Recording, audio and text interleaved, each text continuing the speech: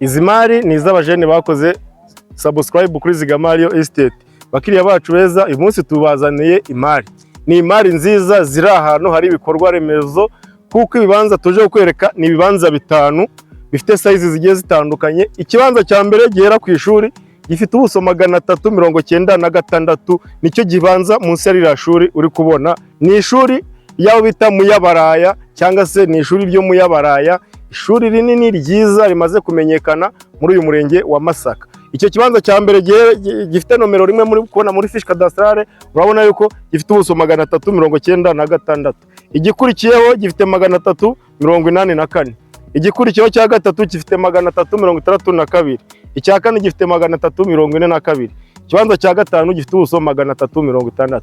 Muri ibyo bibanza byose nk'uko uri kubibona, urabona uri buburemo icyawe. Niba uri umujene rero ukeneye kwizigama ikibanza, tebuka ugere muri ibi bibanza, kuko ni ibibanza bitanu bifite ibyangombwa. Uragura ikibanza twite tugukora mitasiyo, waje ugafata ikibanza gihera komvishe ko gifite n'ubuso bunini, ko kiri munsi y'ishuri neza, ugashyiramo ka papeteri, abana bakajya babona aho bagura amakayi n'akaje na twa turindazi two ku ishuri nawuze. Ibibanza rero ni byiza kuko iyo bifite akaviyo keza, uturutse Kabuga cyangwa se uturutse hari Masaka kuri Dubai Port cyangwa se ku bitaro bya Masaka, na kamoto ka 700, urumva ko atari kure cyane.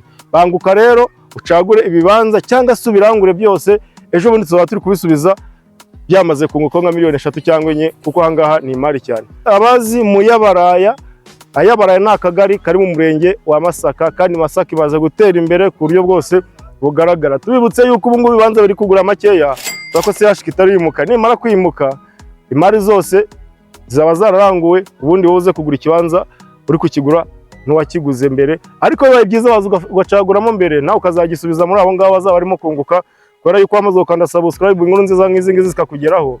Niyo mpamvu tugukangurira kuduhamagara tukakugeza kuri ibibanza, ukaza ugakorerwa mitasiyo nawe ukaba wibikiye UPI yawe. Ahangaha ni mu miturire, zoning ni R1, kandi ni ahantu heza cyane. Tebuka rero nawe ntutinde, kuko izi ni imari zitari butinde ku isoko.